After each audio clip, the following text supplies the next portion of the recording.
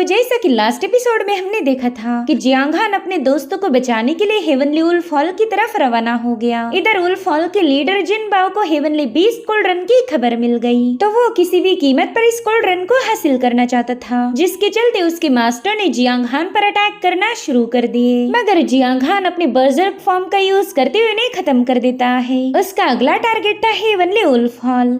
अब आगे तो इस एपिसोड की शुरुआत में हमें क्लाउड ड्रीम पवेलियन का सीन दिखाया गया, जहाँ पर एक एल्डर अपने हॉल मास्टर लिन को बता रहा था कि हमारा साथी जिनमाओ हेवनली वुल्फ हॉल के साथ मिल चुका है और उनके साथ मिलकर जिनमाओ ने हमारी यंग मिस जियान को किडनैप कर लिया। हमें कुछ भी करके उस जिनमाओ को खत्म करना होगा। जिस पर हॉल मास्टर लिन कहने लगी कि हेवनली वुल्फ हॉल मेरी बेटी जियान का यूज करके मुझे मैनिपुलेट करना चाहता। वो चाहते है कि मैं ड्रैगन फॉल सिटी उनके हवाले कर दूं। वहीं पर जिनमाओ हमारे क्लाउड ड्रीम पवेलियन के हॉल मास्टर की पोजीशन को हथियाने के फिराक में है। वो मुझे खत्म करके यहाँ का हॉल मास्टर बनना चाहता है। खैर मैंने ऑलरेडी हमारे ग्रैंड एल्डर को मदद मांगने के लिए 7 फैंड मैनर भेज दिया है। हम किसी भी कीमत पर जिनमा और उसके साथियों के इरादों को कामयाब नहीं होने देंगे। सबसे पहला तो हमें जियान और उसके दोस्तों को हेवनली वुल्फ हॉल के चुंगल से आजाद करना होगा, जिसके बाद हम जिनमाओ की हान फैमिली की पूरी ब्लड लाइन को ही खत्म कर देंगे। उन लोगों ने हमारे खिलाफ साजिश रची है, तो उन्हें इसका अंजाम भुगतना होगा। और उतने में ही ग्रैंड एल्डर वहाँ पर पहुँच गए। वो कह रही थी हॉल मास्टर मैं आपके कहने पर 7 फैंड मैनर गया था। वहाँ पर मेरी vice manner Lord she Jeong से मुलाकात हुई। मैंने उसे सारी सिचुएशन समझाई थी, लेकिन उस बंदे ने मुझे मैनर में एंटर नहीं करने दिया। वो कह रहा था कि उनके मास्टर वांग फिलहाल सेक्लूजन में है, तो कोई उनसे मिल नहीं सकता। जिस पर हॉल मास्टर लिन कहने लगी कि शी जियोंग हमेशा अपने फायदे के बारे में ही सोचता रहता। जरूर से हेवनली वुल्फ हॉल ने उसे काफी अच्छी रिश्वत दी होगी, इसलिए तो वो हमारे खिलाफ हो गया। अब अगर उन लोगों ने शी जियोंग को भी रिश्वत दी है तो शायद तो इसका सीधा मतलब ये होगा कि वो ये प्लानिंग काफी दिनों से कर रहे थे। वो चाहते हैं कि मैं जियान को बचाने के लिए ड्रैगन फॉल सिटी जाऊं, लेकिन उन्होंने वहाँ पर ऑलरेडी हमारे लिए कोई न कोई जाल बिछा के रखा होगा। वो लोग किसी भी कीमत पर मुझे मारना चाहते हैं, लेकिन मुझे खुद की कोई परवाह नहीं। मैं तो बस मेरी बेटी जियान और उसके दोस्तों को बचाना चाहती हूँ। उतने में ही वो दोनों एल्डर्स उन्हें बताने लगे कि हेवनली वुल्फ हॉल आपको मारना चाहता है, लेकिन वो हमें जाल में फंसाने की कोशिश नहीं करेंगे। तो क्यों ना हम दोनों पहले ड्रैगन फॉल सिटी जाकर वहाँ का मुआयना कराएं। इस तरह से हमें उनकी प्लानिंग के बारे में पता चल सकता। जिस पर हॉल मास्टर लिन भी राजी हो गई, लेकिन वो अपने दोनों एल्डर्स को बता रही थी कि वहाँ पर काफी केयरफुल रहना, उन लोगों का कोई भरोसा नहीं। बस थोड़ी देर में मैं भी आपके पीछे ही ड्रैगन फॉल सिटी के लिए रवाना हो जाऊंगी। अब सीन शिफ्ट होकर हम जिनमा और गोल्डन फॉक्स को देख पाते हैं। गोल्डन फॉक्स जिनमाओ को बता रहा था कि मैं आपके लिए खुशखबरी लेके आया हूँ। हॉल मास्टर लिन अपनी बेटी को बचाने के लिए ड्रैगन फॉल सिटी की तरफ रवाना हो चुकी है। जिस पर जिनमाओ कह रहा था कि मुझे नहीं लगता कि हॉल मास्टर लिन ड्रैगन फॉल सिटी भी पहुंच पाएगी। हेवनली वुल्फ हॉल उस बंदी को खत्म करने के लिए काफी ज्यादा बेसब्र है। जैसे ही वो वुल्फ हॉल के बिछाए हुए ट्रैप के एरिया में आएगी, वो लोग उसे खत्म कर देंगे। बस एक बार वो लिन मारी जाए, फिर तो क्लाउड ड्रीम पवेलियन मेरा हो जाएगा। जिस पर गोल्डन फॉक्स कहता है कि मैं आपको एक और खबर देना चाहता हूँ। दरअसल हेवनली वुल्फ हॉल काफी ज्यादा शातिर निकला। वो सिर्फ हॉल मास्टर लिन को मारना ही नहीं चाहते, बल्कि उनका अगला टारगेट है हेवनली बीस्ट गोल्ड रन। वैसे तो गोल्ड रन आपको मिलनी चाहिए, क्योंकि आपको उसके बारे में पहले पता चला था। मगर जिनबाई भी अब उस गोल्ड रन को हथियाना चाहता। उसे लगता है कि एक बार हेवनली बीस्ट गोल्ड रन उसके हाथ लग जाए, फिर वो इस पूरी दुनिया पर राज करेगा। अब ये सुनकर जिनमाओ को भी थोड़ा सा टेंशन आ गया। वो बताने लगा कि हेवनली वुल्फ हॉल का लीडर जिनबाई काफी ज्यादा लालची है। पावर्स को हासिल करने के लिए वो किसी भी हद तक जा सकता। अगर उसने हमसे पहले ही जियांग हान को अपने कब्जे में ले लिया, तो फिर जियांग हान की हेवनली बीस्ट गोल्ड रन उसकी हो जाएगी। फिर तो हमारी इतनी सारी मेहनत करने का कोई फायदा ही नहीं। खैर मैं अपनी मेहनत को जाया होता हुआ नहीं देख सकता, इसलिए मैं चाहता हूँ कि तुम जल्दी से जाकर जियांग हान को मेरे पास लेके आओ। और याद रखना, जियांग हान किसी भी कीमत पर उस हॉल मास्टर जिनबाई के हाथ नहीं लगना चाहिए। अगर जियांग हान उस वुल्फ हॉल मास्टर के कब्जे में चला गया, तो फिर हेवनली बीस्ट गोल्ड रन से हमें हाथ धोना पड़ेगा। जिस पर गोल्डन फॉक्स कहता है कि आप बिल्कुल बेफिक्र रहे, मेरे होते हुए वो गोल्ड रन कभी भी जिनबाई के हाथ नहीं लग सकती। अरे अब सीन शिफ्ट होकर हम जियांग हान को देख पाते हैं, जो कि अपने डिमोनिक बीस्ट जुन पर सवार होकर हेवनली वुल्फ हॉल के काफी करीब पहुंच चुका था। वो जुन से कह रहा था मेरे दोस्त जल्दी से अपना स्पीड बढ़ाओ, हमें फटाफट से वुल्फ हॉल में पहुंचकर उन लोगों की वाट लगानी है। मगर टियानियो काफी ज्यादा पैनिक थी। वो जियांग हान से कहती है कि वो दोनों मास्टर गोल्ड रन हासिल करने में फेल हो गए, तो हो सकता है कि हेवनली वुल्फ हॉल अपने कुछ और लोगों को भेजकर हम पर अटैक करवा दे। और उतने में वहाँ पर एक पोर्टल ओपन होकर उसमें से 2 गोल्डन स्लैशेस बाहर आ गए।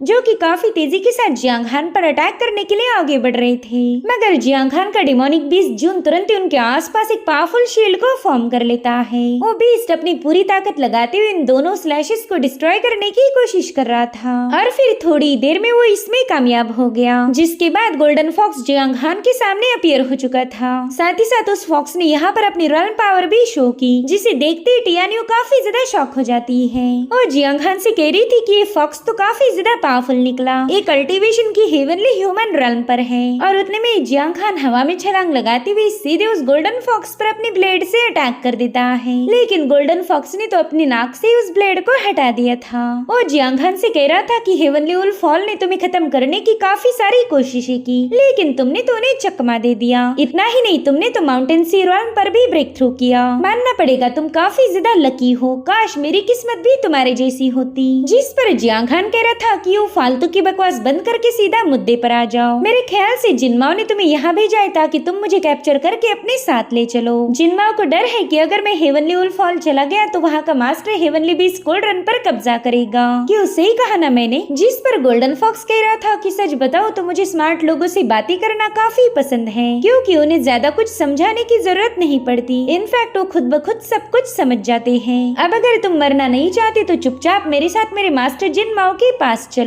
तो जियांग हान कह रहा था अच्छा तो तुम मुझे धमका रहे हो, और अगर मैं ना कहूँ तो? जिस पर गोल्डन फॉक्स कहने लगा कि फिर तो मुझे तुम्हें कूटना पड़ेगा, तुम्हारी भलाई तो इसी में थी कि तुम मेरी बिना मार खाए मेरे साथ चलते। और इतना कहते साथ ही उस गोल्डन फॉक्स ने अपनी पावर्स को एक्टिवेट करते हुए जियांग हान पर अटैक कर दिया। यहाँ पर जियांग हान भी अपनी ब्लेड की मदद से अपने सामने एक पावरफुल शील्ड बनाकर गोल्डन फॉक्स के अटैक को काउंटर कर रहा था और थोड़ी देर में उनकी एनर्जीज आपस में टकरा कर वहाँ पर एक जोरदार धमाका हो गया। यहाँ पर हम देख पाते हैं कि गोल्डन फॉक्स ने अपने ही मास्टर जिनमाओ का फॉर्म लिया है, जिसे देखकर टियानियो और जियांग हान काफी ज्यादा हैरान थे। टियानियो बता रही थी कि अरे बाप रे, इस बंदे ने तो ट्रांसफॉर्मेशन टेक्निक का यूज किया है, यानी कि गोल्डन फॉक्स भी हमारी कोल्ड रन पर दिए गए हुए 27 डिमोनिक बीस्ट में से एक है। इसने जानबूझकर पहला अपनी ऑरा को कंसील किया था ताकि मैं इसे पहचान न पाऊं। इधर गोल्डन फॉक्स अपनी एनर्जी का यूज करते हुए जियांग हान पर एक बार फिर से अटैक कर चुका। उसका ये हमला इतना ज्यादा जबरदस्त था कि टियानियो अपने बीस्ट पर से ही उड़ने लगी। हालांकि जियांग हान ने बड़ी आसानी के साथ गोल्डन फॉक्स की इस अटैक को भी फेल कर दिया था।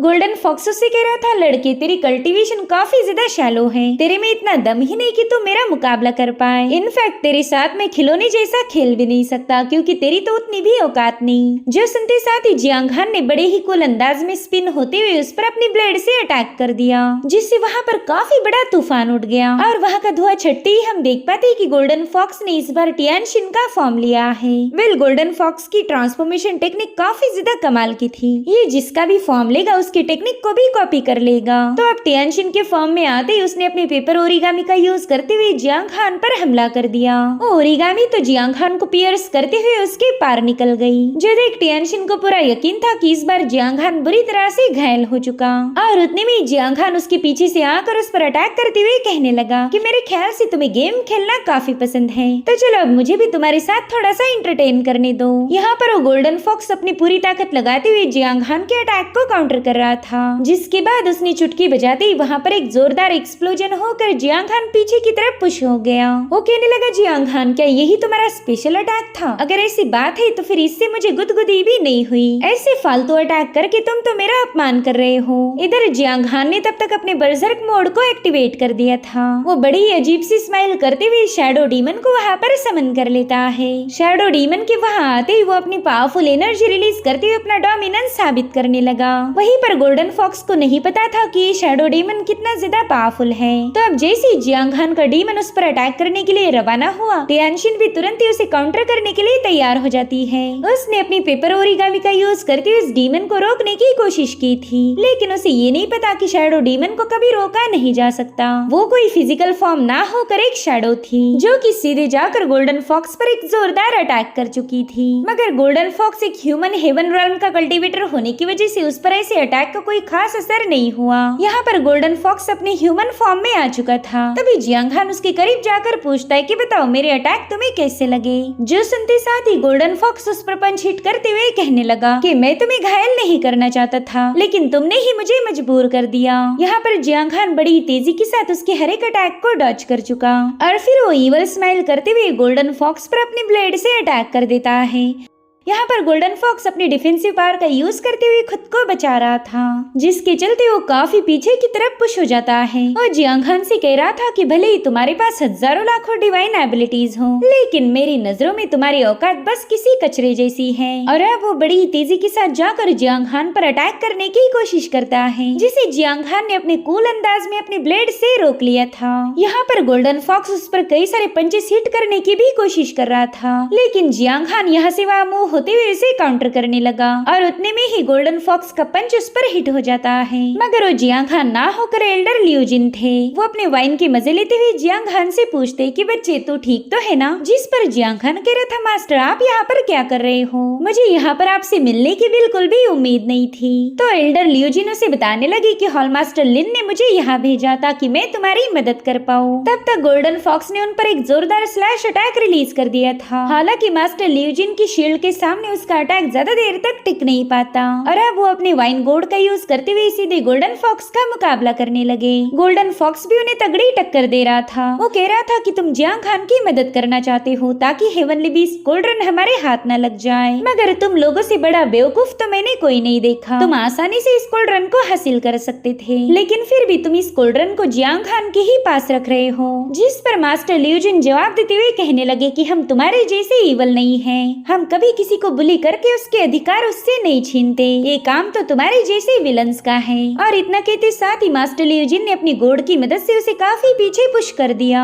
यहाँ पर गोल्डन फॉक्स बुरी तरह से घायल हो चुका था, तो इसी का फायदा उठाते हुए मास्टर लियू जिन ने उसके आसपास एक फॉर्मेशन सेटअप कर लिया। साथ ही साथ हम देख पाते हैं कि गोल्डन फॉक्स अब अपने असली फॉर्म में आ चुका है। उसे इस फॉर्मेशन की एनर्जी से काफी ज्यादा तकलीफ हो रही थी और उतने में उसने देखा कि जियांग खान उस पर अटैक करने के लिए रवाना हो चुका। यहाँ पर जियांग खान ने tiger roars in the mountain technique का यूज करते हुए उस पर हमला किया था, जिसके चलते वहाँ पर एक जोरदार ब्लास्ट होकर गोल्डन फॉक्स की मौत हो गई। साथ ही साथ उसकी डिमोनिक कोर भी उसकी बॉडी से उछलकर बाहर आ गई थी। वहीं पर जियांग खान जाकर तुरंत ही मास्टर लियू जिन से पूछने लगा कि आप ठीक तो हो ना, उस बंदे ने आप पर जोरदार हमला किया था। जिस पर मास्टर लियू जिन कहने लगे बच्चे मैं पूरी तरह से ठीक हूँ, तुम मेरी फिक्र मत करो। वैसे हमारी हॉल मास्टर लिन ड्रैगन फॉल सिटी की तरफ रवाना हो चुकी है, तो मुझे डर है कि कहीं हेवनली वुल्फ हॉल उन्हें नुकसान न पहुंचाए। उन लोगों ने ड्रैगन फॉल सिटी में ढेर सारे ट्रैप्स बिछा के रखे होंगे, इसलिए मैं चाहता हूँ कि तुम जल्दी से जियान और उसके दोस्तों को बचाकर सीधे हॉल मास्टर लिन की मदद करने के लिए रवाना हो जाना।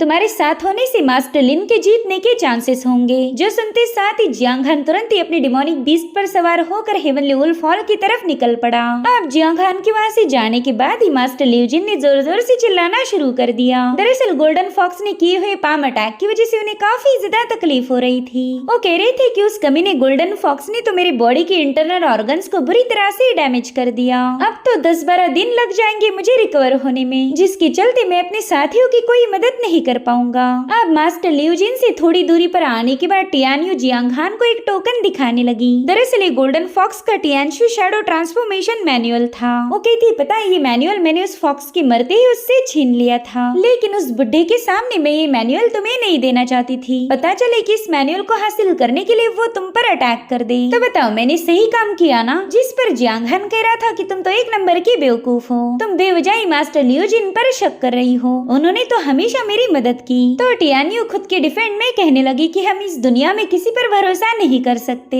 मैं भी जल्दी से किसी पर ट्रस्ट नहीं करती, इसलिए तो 10,000 सालों से जिंदा हूँ। अब यहाँ पर जियांग खान उस मैनुअल को एक्सेस करते हुए गोल्डन फॉक्स की मेमोरीज को चेक करता है। दरअसल 30 साल पहले गोल्डन फॉक्स को एक गोल्डन कॉफिन में ट्रैप किया गया, क्योंकि इस गोल्डन फॉक्स ने न जाने कितने ही सारे मासूमों की जान ली थी और इसी वजह से उसे अंडरग्राउंड में सील कर दिया गया। और अब हमें 5 साल पहले की कहानी दिखाई गई, जहाँ पर जिनमाओ ने जाकर इस ईवल गोल्डन फॉक्स को आजाद कर दिया था। वो कह रहा था कि मेरे पास एक ऐसा तरीका है जिसका यूज करके हम तुम्हारी खोई हुई पावर को पूरी तरह से रिस्टोर कर देंगे, साथ ही साथ तुम्हारा लाइफ स्पैन भी हजारों सालों तक बढ़ जाएगा, मगर उसके बदले में तुम्हें मुझे अपना मास्टर एक्सेप्ट करना होगा।